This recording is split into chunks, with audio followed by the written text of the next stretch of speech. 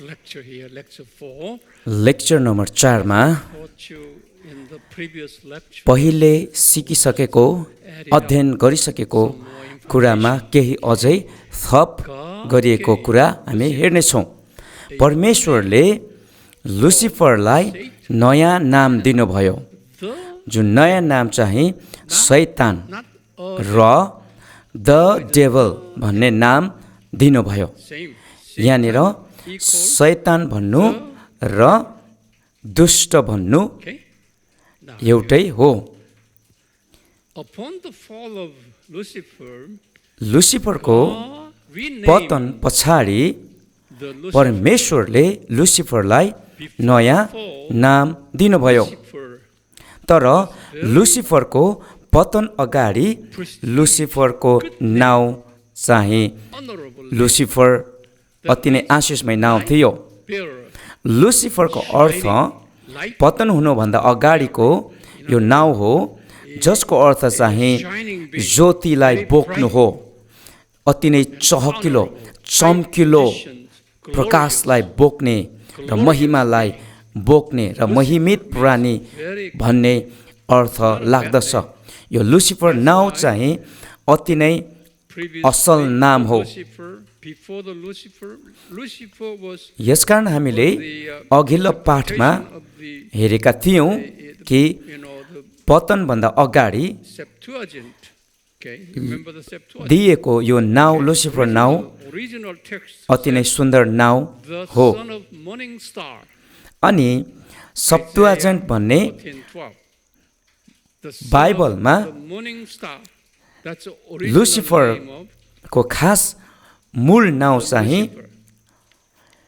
बिहानको प्रभातको पुत्र भनिकन भनिएको छ। प्रभातको पुत्र भनिकन भनिएको छ। अनि बिहानको तारा पनि भनिएको छ। भन्नुको अर्थ अति नै चम्किलो प्राणी भन्ने हुँदछ। यशायाको पुस्तक 14:12 मा यो कुरा हामी पाउँदछौँ। अनि यो यशाया 14:12 पदमा लेखिएको यो प्रभातको पुत्र अथवा बिहानको तारा भन्ने शब्दलाई किङ जेम्स बाइबलले उल्था गर्दै गर्दाखेरि लुसिफर भन्ने शब्द चलाएको हामी पाउँदछौँ। खास लुसिफरको मूल शब्द चाहिँ लुसिफरलाई उल्था गर्दै गर्दाखेरि लुसिफर शब्द उल्था गर्दै गर्दाखेरि त्योभन्दा पहिलेको शब्द चाहिँ बिहानको तारा प्रभातको पुत्र भन्ने थियो। अनि यो सुन्दर नाम लुसिफर नामबाट पतन पछाडि परमेश्वरले त्यसलाई शैतान भन्ने नाम दिनुभयो र द डेभल भन्ने अनि दुष्ट भन्ने नाउँ दियो। यो नाउँ चाहिँ त्यही लुसिफर जो चाहिँ पतन भयो अनि पतन पछाडि उसको नाउँ अब लुसिफर नभइकन शैतान र दुष्ट डेभल भन्ने रह्यो। अनि हामीले शैतानको अर्थ के हो भनिकन अब हेर्नेछौँ। पुरानो करारमा जो चाहिँ हिब्रू भाषामा लेखिएको छ, पुरानो करार हिब्रू भाषामा लेखिएको छ, जसमा हिब्रू भाषामा शैतान भन्नाले हिब्रू नाम हो पुरानो करारमा। अनि अरब भाषामा आफ्नै तरिकाको नाम हुन सक्छ, पर्सियन भाषामा पनि फरक हुन सक्छ, अनि अरब भाषामा फरक हुन सक्छ नाम शैतानको नाम। शैतान भन्ने चाहिँ हिब्रू भाषामा लिएको नाउँ हो। साथान चाहिँ हिब्रू भाषा हो। अनि त्यसै गरिकन ग्रीक भाषामा जो चाहिँ नयाँ करार लेखियो, ग्रीक भाषामा यो साथानलाई इङ्ग्लिसमा शैतान भन्छ। अनि यसलाई चाहिँ साथानस भनिकन ग्रीक भाषामा भनिँदछ, तर अलिकति उस्तै भए पनि अलिक फरक उच्चारण गरेको छ।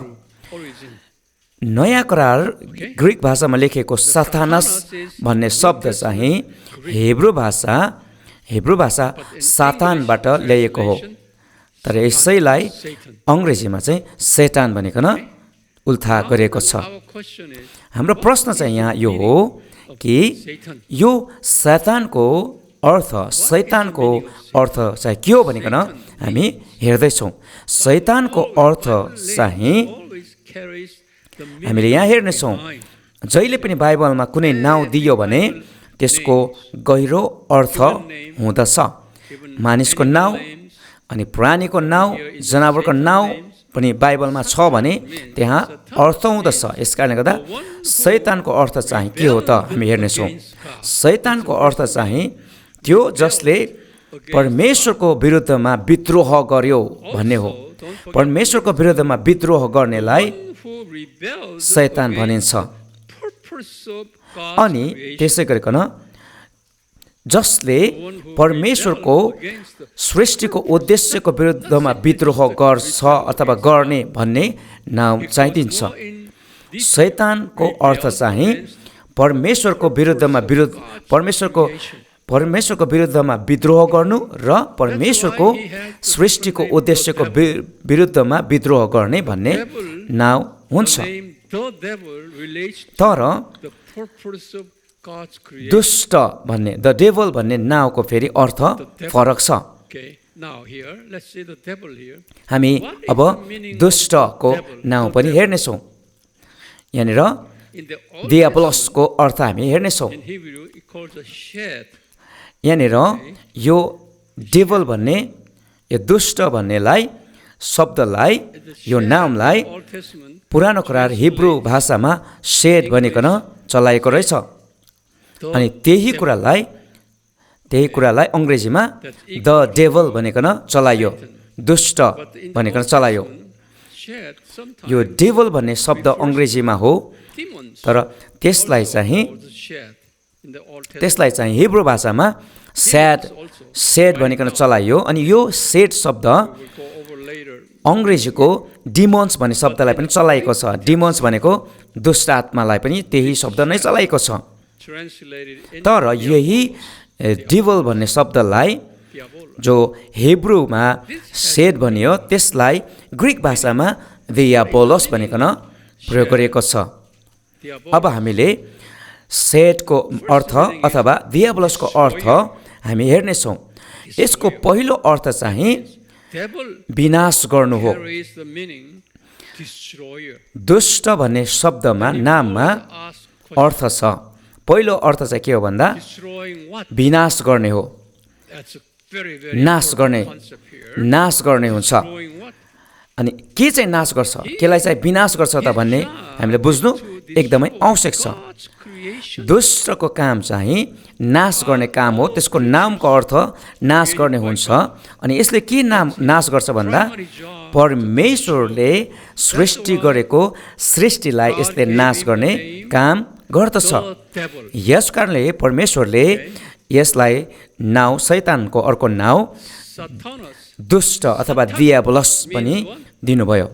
शैतान भन्नुको अर्थ विद्रोह गर्नु, परमेश्वरको विरुद्धमा र परमेश्वरको सृष्टिको उद्देश्यको विरुद्धमा विद्रोह गर्नु हो भने शैतानको अर्थ त्यो हो भने दियाबलसको अर्थ चाहिँ नाश गर्ने, विनाश गर्ने हो।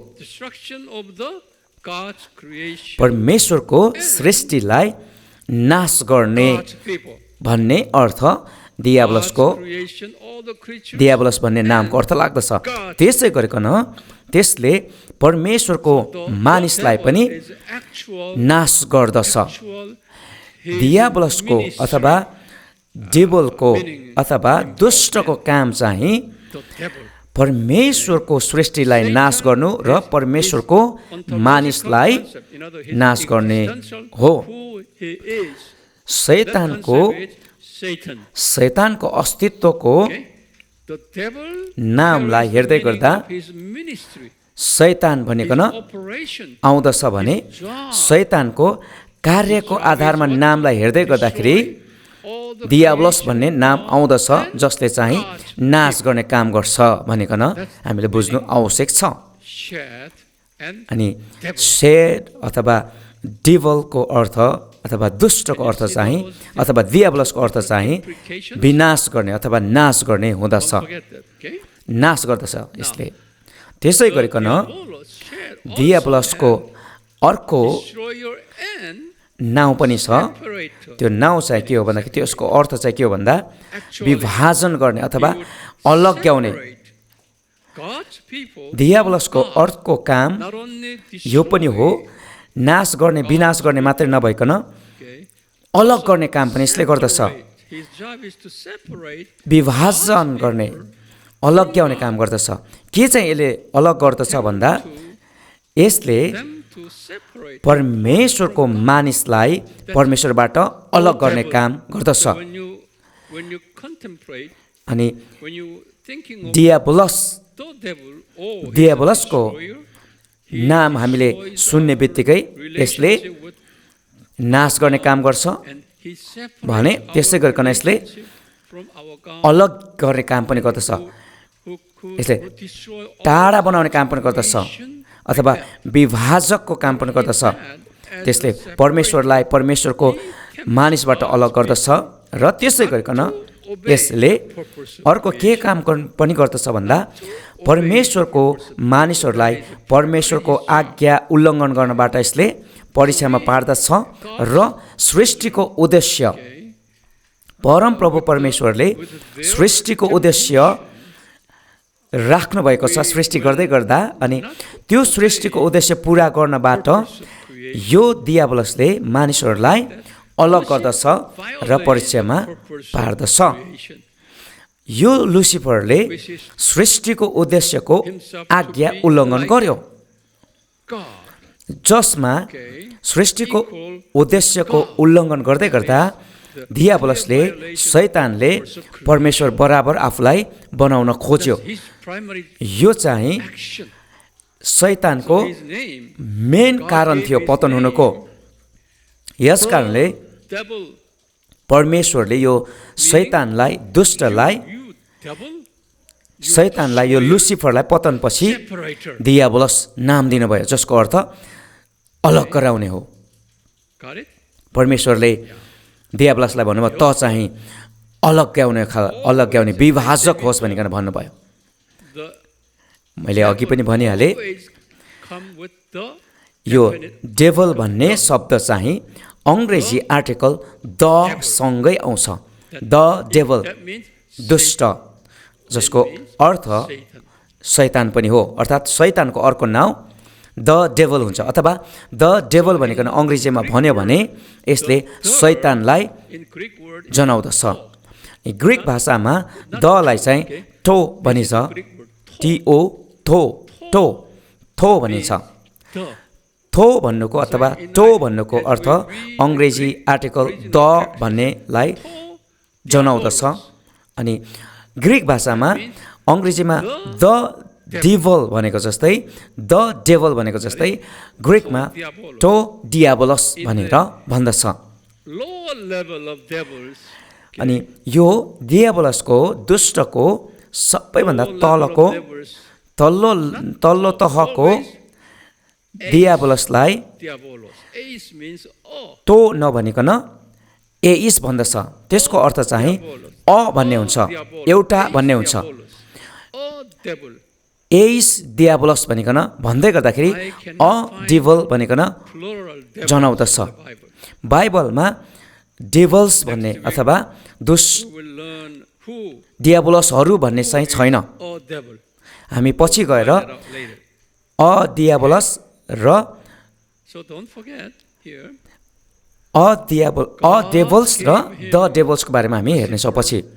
हामीले यहाँ बुझ्नुपर्ने कुरा चाहिँ के हो भन्दाखेरि लुसिफरको पतनपछि परमेश्वरले यसलाई दुईवटा नाउँ दिनुभयो, शैतान र डियाबोलस।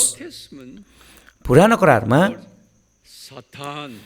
करारमा शैतानलाई सातान भनियो भने नयाँ करारमा अथवा ग्रिक भाषामा सातानस भनियो अनि शैतान अथवा शैतानसको नाउँको अर्थ चाहिँ परमेश्वरको विरुद्धमा विद्रोह गर्नु र परमेश्वरको सृष्टिको उद्देश्यको विरुद्धमा विद्रोह गर्ने भन्ने हुन्छ।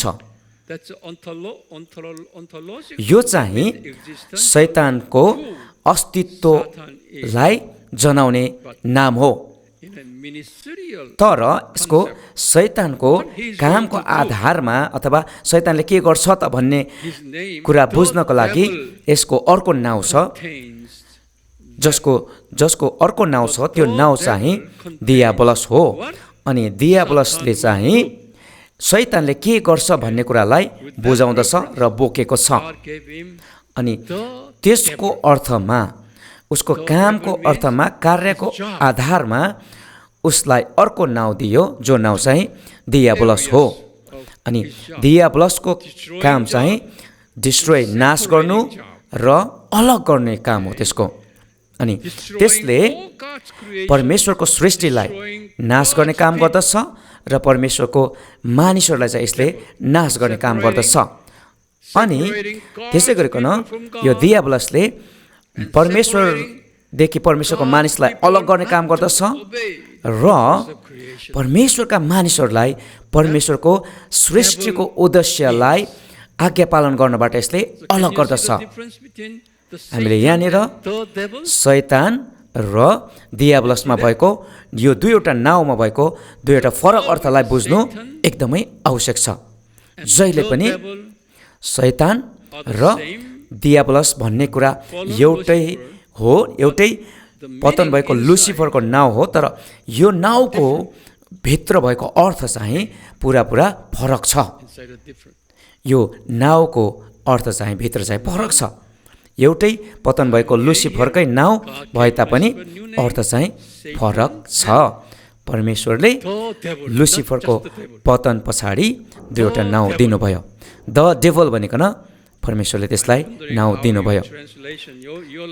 मलाई थाहा छैन तपाईँहरूको भाषामा कसरी यो उल्था गरेको छ, तर पनि यहाँ एकदमै बुझ्नुपर्ने आवश्यक छ कि अङ्ग्रेजीको यहाँनिर अङ्ग्रेजीले के कुरा चाहिँ अभिव्यक्ति जनाएको छ भनेकन द डेभल र डेभल भन्ने कुरामा हामीले स्पष्ट बुझ्नु आवश्यक छ। के तपाईँले बुझ्दै हुनुहुन्छ? परमेश्वरले तपाईँ सबैजनालाई आशिष गर्नुभएको होस्। आमेन, आमेन।